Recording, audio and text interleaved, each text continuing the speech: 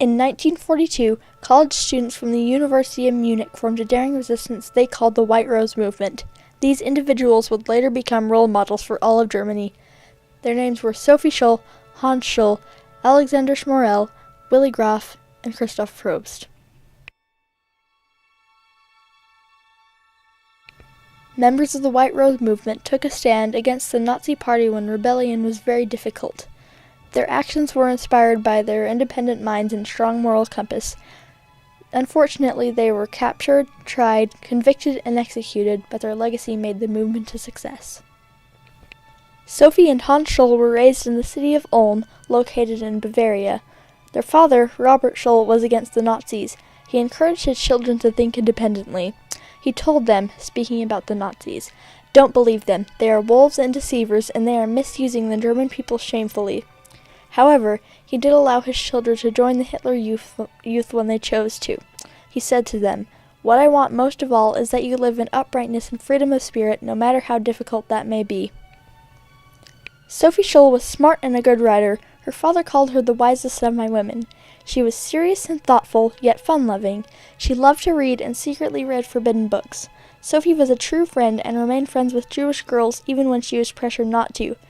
Sophie joined the League of German Girls, but grew unhappy with the conformity, censorship, and unfairness shown to her Jewish friends. A friend of Hans Scholl described him this way: "Hans was a very complicated person, very special, different from other guys. He saw different possibilities. On top of everything, Hans had no fear. He had no sense of danger."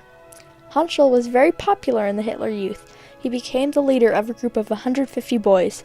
Hans wanted his group to have a sense of individuality, so he had the boys design a flag for their squad. In a rally, he let a 12-year-old boy carry the flag, as well as the Nazi flag. Another leader came up and demanded that they hand in their flag. The boy resisted. The leader yelled at the boy and tried to yank the flag from his hands. In his defense, Hans came up and slapped the leader. This had him immediately stripped of his rank. Disillusioned, Hans quit the Hitler Youth. In spring 1939, Hans enrolled at the University of Munich, a prestigious, leading university in Germany, to study medicine. At the university, he made friends with other students, Willy Graf, Alexander Schmorell, and Christoph Probst. Hans, Willy, Alexander, and Christoph started meeting to discuss poetry. One day, the conversation turned to the tyranny of Hitler and the Nazis. The meetings became discussions of politics. This was risky because any conversation against the Nazis of the war was forbidden. But they trusted each other. Each of the friends was religious and had a strong respect for human life. They each had strong morals and were independent thinkers. Hans had participated in a separate youth group after quitting Hitler Youth. Alexander was half Russian and his stepmother was Jewish. He and Christoph had gone to liberal boarding schools that taught non-German ideas. Willy had been a member of a Catholic youth group and had refused to join Hitler Youth, for which he had been arrested when younger. These friends trusted each other entirely. After finishing her required labor service in May 1942, Sophie Scholl went to the University of Munich to join her older brother. Hans introduced her to his friends. Sophie was welcomed into the group and frequently joined them in their discussions. On campus one day, Sophie saw some people reading papers titled "Leaflets of the White Rose." Curious, she picked one up and started reading. She recognized the wording from conversations she'd had with Hans and his friends. Sophie went home and started looking through Hans's books. In a book of classic literature, she found some phrases highlighted that she had read in the leaflet. Now she knew that Hans was a member of the White Rose. He confessed to writing the leaflet. When Sophie learned of his involvement, she was determined to join. Together, the members of the White Rose wrote 6 leaflets that discussed the atrocities of Hitler's regime, shamed the German people for not standing against it, and called for passive resistance against the Nazis. For example, in the second leaflet they wrote, "Up until the outbreak of the war, the larger part of the German people were blinded. The Nazis did not show themselves in their true aspect. But now that we have recognized them for what they are, it must be the sole and first duty, the holiest duty of every German to destroy these beasts." The first 4 leaflets were printed and distributed in June and July 1942. They made thousands of copies of the leaflets in a dark art collector's basement using a mimeograph machine borrowed from a friend. Then, Hans, Alexander, Willy, and Christoph went to serve as army medics on the Russian front. They were troubled by the horrible things they saw there. After that summer, the medics returned to Munich. There, the members of the White Rose worked to expand their movement to other cities.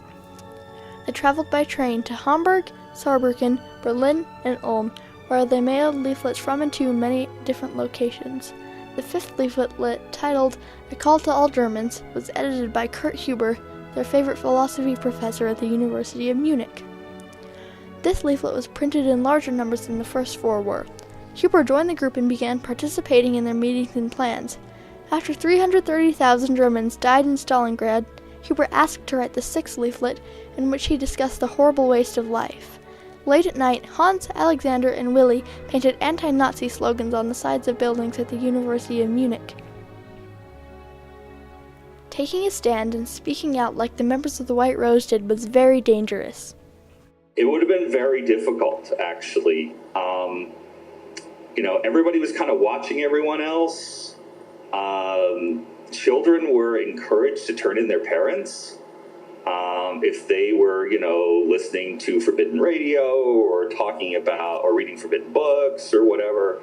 I mean, it was really very discouraged. On Thursday, February 18th, 1943, Sophie and Hans Scholl went to the University of Munich to distribute stacks of the sixth leaflet. When they finished, Sophie noticed that there were papers left in her suitcase. Sophie flung them into the air from the third floor into a large atrium. A custodian, Jacob Schmid, noticed the papers drifting down. He looked up, saw Hans and Sophie, and caught them. They were taken into Gestapo custody. They were interrogated for 4 days, after which the judge Roland Freisler found them, as well as Christoph Probst, guilty of high treason. Sophie Scholl, Hans Scholl, and Christoph Probst were executed by guillotine at 5 o'clock on the afternoon of February 22nd, 1943. Alexander Schmorell and Kurt Huber were executed on July 13th, and Willy was executed on October 12th after 7 months of solitary confinement. Hans Scholl's last words were, "Long live freedom!" According to Dr. Paul Carey, this meant freedom for Germany, for a future, changed Germany. Sophie Scholl's last words were, "How can we expect righteousness to prevail when there is hardly anyone willing to give himself up individually to a righteous cause? Such a fine sunny day and I have to go, but what does my death matter if through us thousands of people are awakened and stirred to action?" Willy Grof's last words were, "They shall continue what we have begun." Taking a stand in Nazi Germany was not a thing very many people would be able to do. So why did they do it? Why did they resist? They felt that what they were doing was so important that they were willing to take the risk. Shortly after the Scholl siblings were executed, slogans appeared on the walls of the University of Munich. They said, "Scholl lives. You can break the body but never the spirit." No mass rebellion was ever started, but the leaflets continued to circulate and spread throughout and beyond Germany to other countries. In late 1943, Allied planes dropped thousands of copies of the sixth leaflet written by Kurt Huber over Germany. It was titled Manifesto of the Students of Munich. The effect of the White Rose spread across the world. Thomas Mann, a German reporter living in America, said the following in a radio broadcast. "Good, splendid young people, you shall not have died in vain, you shall not be forgotten." Many memorials have been built in Munich to honor the White Rose. The White Rose movement means to Germany that, in that time, there were people who were willing to stand up against the Nazis when most people wouldn't. People who would dare to do that, even knowing the consequences. They serve as an example for all of Germany, the nation of poets and thinkers, and for the rest of the world that it's okay to be different, to be the person who steps up and says that something is wrong and we need to fix it. The sacrifice of the White Rose members' lives was not wasted, because those who came after needed to know that there were Germans who stood up and acted bravely in the face of a powerful totalitarian regime. The mass movement the White Rose called for was not started immediately, but today, countless people in Germany and around the world are inspired by the bravery, conviction, and morality of this small, courageous band of students.